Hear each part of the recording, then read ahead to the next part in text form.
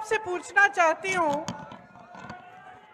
आवाज नहीं आ रही, उधर जाऊं, कि देखिए हमारा जीवन मुश्किल का जीवन है, मुश्किलों से भरा हुआ है, संघर्ष से भरा हुआ है।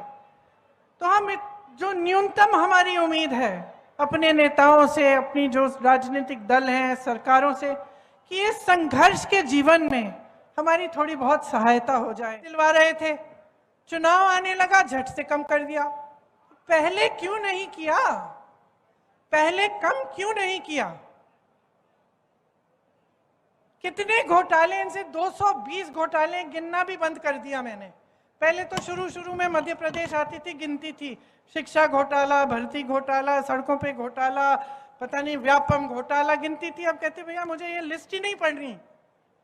जनता बेचारी भुगत रही है, इतना भ्रष्टाचार, जाना है इलाज कराने जाना है, जहां भी जाना है रिश्वतखोरी। तो अब मैं सिर्फ ये कहना चाहती हूं कि आप अपना भविष्य अपने हाथों में लो।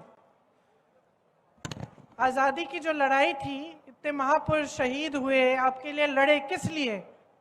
ताकि आपकी शक्ति आपके हाथों में मिले। वरना अंग्रेजी शासन और अब के शासन में क्या फर्क होता? फर्क तो ये है ना कि ये लोकतंत्र है। फर्क तो ये है कि आप शिकायत कर सकते हैं, आप नाराज होते हैं तो आप सरकार बदल सकते हैं। फर्क तो ये है कि आप अपने हाथों में अपनी शक्ति और अपनी जिम्मे, बड़ी चीज है।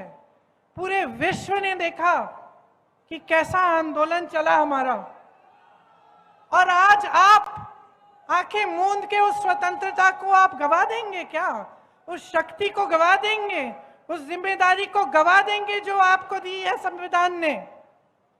मैं तो कहती हूं कि ऐसी सरकारों को गवा दो, ऐसी सरकारों को हटा दो।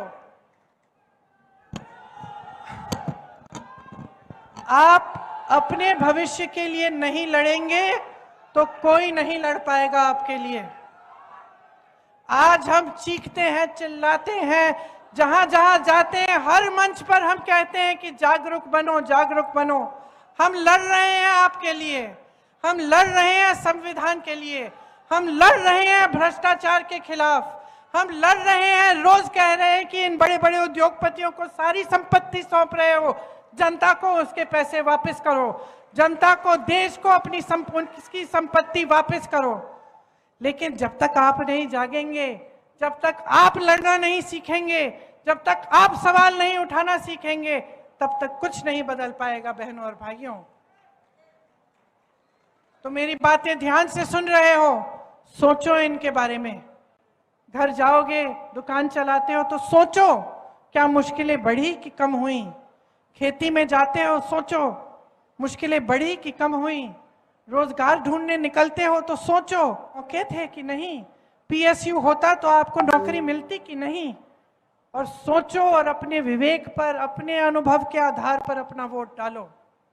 अपने देश को, अपने प्रदेश को, अपने भविष्य को, अपनी आने वाली पीढ़ी को आप बचाओ। यही मैं मांगने आई हूं आपसे, वोट नहीं मांगूंगी।